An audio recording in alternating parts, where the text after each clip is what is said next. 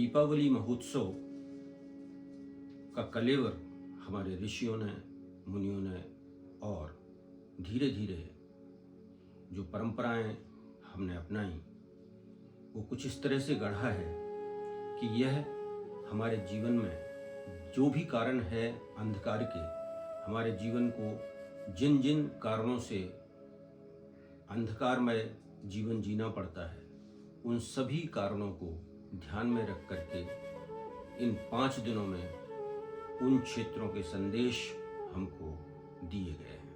हमारे जीवन में गरीबी एक अंधकार है। धनहीन व्यक्ति का जीवन अंधकारमय होता है, इसलिए गरीबी अभिशाप है और वो गरीबी ना रहे इसके लिए धन की देवी लक्ष्मी, जिसे श्री भी कहा गया है, का पूजन अर्जन अर्थात उसके महत्व को निरूपित किया गया है। इसी प्रकार से हमारा खराब स्वास्थ्य, रोगी तन और मन हमारे जीवन में अंधकार लाता है। हमें स्वच्छता का ध्यान रखकर स्वास्थ्य संबंधी धन्वंतरी वैद्य को इस प्रमाण के साथ में इस महोत्सव में स्थान दिया गया है कि हमारी स्वास्थ्य संजीवनी है जो हमारे जीवन को प्रकाशित करती है। और हमारे रिश्ते अर्थात जो सामाजिक समरसता है वह बनी रहे, तो हम समाज के सारे तबकों के साथ में इस त्योहार को मनाते हैं और ये सामाजिक समरसता भी हमारे जीवन में से अंधकार दूर करती है। और भाई दूज जैसे त्योहार इसमें रखे गए हैं, संजोए गए हैं। अब जो सबसे बड़ा उद्देश्य ऋषि मुनियों ने रखा वो है सबसे बड़ा संदेश ज्ञान का प्रकाश की ओर। हमारा ध्येय, हमारे जीवन का परम उद्देश्य, हमारे चित्त का शोधन, हमारा जीवन ज्ञान के प्रकाश से आलोकित हो, इस चेष्टा के साथ में एक संदेश को बड़े व्यवस्थित तरीके से गढ़ा गया है और वो है अमावस्या की निपट काली रात।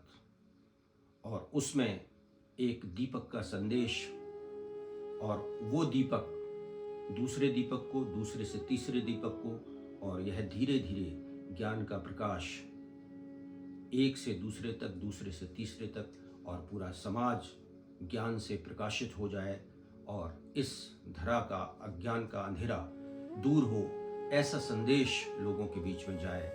तो दीपावली अर्थात दीपों की लड़ी ये संदेश देती है कि हम एक एक करके अपने से दूसरे को, दूसरे से तीसरे को, उसके जीवन को प्रकाशित करें।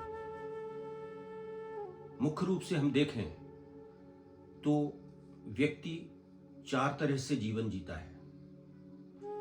पहला प्रकार ऐसे लोगों का है जो अंधकार से अंधकार की ओर अपना जीवन ले जाते हैं, अर्थात वह अपने प्रारब्ध के कारण, अपने कर्मों के कारण ऐसे परिवार में जन्म लेते हैं जहां निपट अंधकार होता है, चाहे ज्ञान का हो, गरीबी का हो और स्वास्थ्य का हो।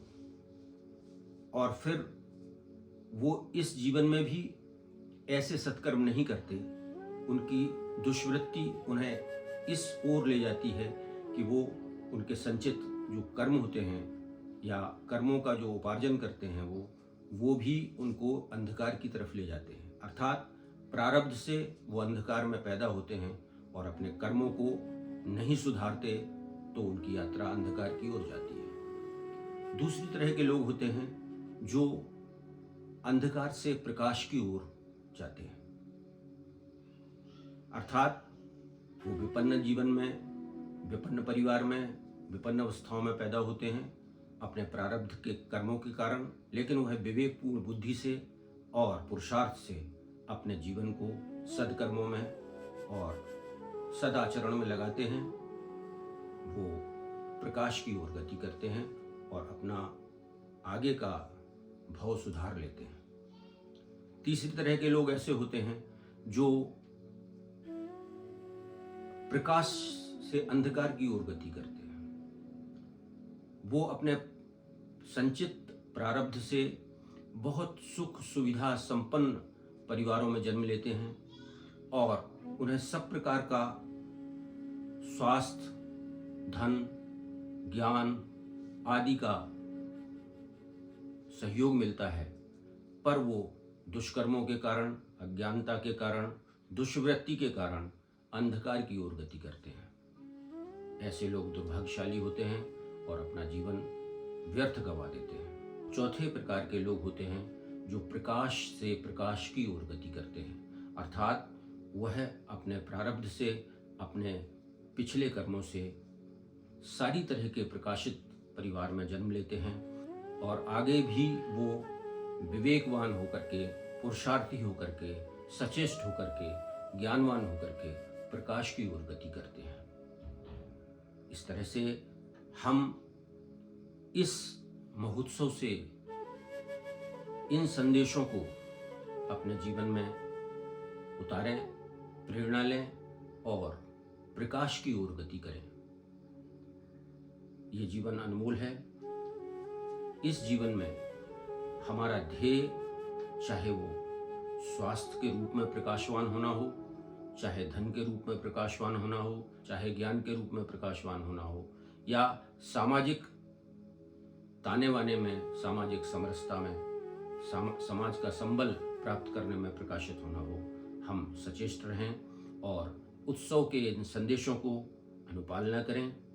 ये अवश्य हुआ है कि अलग अलग संप्रदायों की अलग अलग मान्यताओं ने अलग अलग रीति रिवाज के तरीके से इस महोत्सव को मनाया जाने लगा है, जो एक सुखद वातावरण पैदा करता है।